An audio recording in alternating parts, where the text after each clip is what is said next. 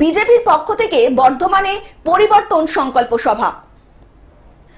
বর্ধমান জেলা বিজেপির পক্ষ থেকে মেমারির পাল্লা উদয় সংঘ মাঠে পরিবর্তন সংকল্প সভা নামে বিজেপির জনসভা অনুষ্ঠিত হলো। বর্ধমানের বিজেপির পরিবর্তন সংকল্প সভাতে রাজ্যের বিরোধী দলনেতা শুভেন্দু অধিকারী উপস্থিত ছিলেন।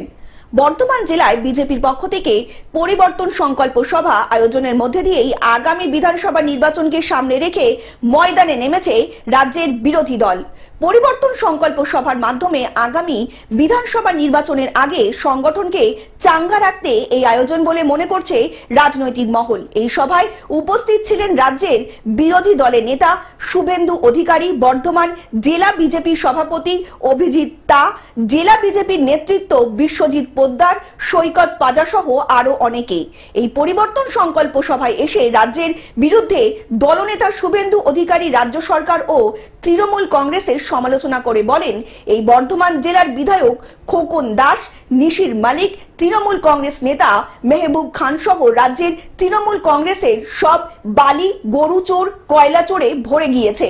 সাংসদ খগেন মুর্মুর ওপরে আক্রমণ সহ বিভিন্ন ঘটনার প্রতিবাদ জানিয়ে রাজ্যের আগামী বিধানসভা নির্বাচনে বদলা নিয়ে রাজ্য সরকারের এই বদল আনতে হবে। তিনি আরো জানান, প্রধানমন্ত্রী নরেন্দ্র মোদীর নেতৃত্বে বিজেপি একমাত্র সুশাসন দিতে পারবে বলে জানান রাজ্যের বিরোধী দলনেতা শুভেন্দু অধিকারী। পশ্চিমবঙ্গের প্রতি মমত্ববোধ থাকলে পশ্চিমবঙ্গের জন্য কিছু করতে হবে। আর বিজেপি পার্টিটা বাঙালিদের পার্টি, ডক্টর শ্যামাপ্রসাদ মুখার্জি তৈরি করেছে। আর নেতাজি সুভাষচন্দ্র বসুকে মর্যাদাটা প্রধানমন্ত্রী নরেন্দ্র মোদীর নেতৃত্বে বিজেপি সরকার দিয়েছে, কংগ্রেসের সরকার দেয়নি। মেমারি থেকে সুবীর ভট্টাচার্যের রিপোর্ট, গ্লোব নিউজ। এখন থেকে গ্লোব টিভি দেখুন আপনার স্মার্টফোনেও। গুগল প্লে স্টোর অথবা অ্যাপল স্টোর থেকে ডাউনলোড করুন গ্লোব টিভি লাইভ অ্যাপ। এছাড়া জিও টিভি অ্যাপ থেকে দেখুন গ্লোব টিভি লাইভ।